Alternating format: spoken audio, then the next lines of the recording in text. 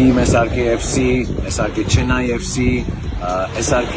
ভাইরে ভাই, বলিউডের king Khan Shahrukh Khan mega star Shakib খানের সাথে ভিডিও কলে কথা বলতেছে।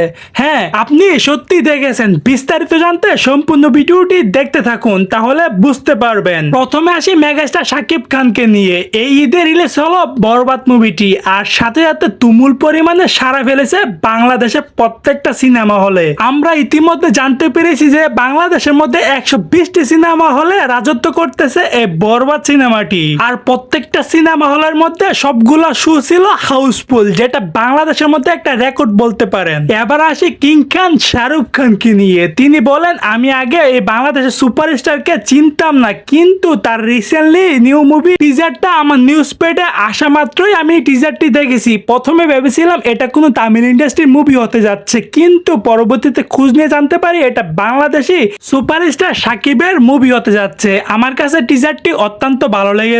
তো দর্শক, এবার আসি ভিডিও কলের ক্লিপটি নিয়ে। এটা কেউ একজন এডিট করে নেট দুনিয়ায় আপলোড করে দেয়, আর সাথে সাথে তুমুল পরিমাণে ভাইরাল হয়। সো দর্শক, সম্পূর্ণ ভিডিওটি দেখার জন্য অনেক অনেক ধন্যবাদ। আজকের এই ভিডিওটা এই পর্যন্তই। চ্যানেলটি সাবস্ক্রাইব করে রাখবেন পরবর্তী ভিডিওর জন্য।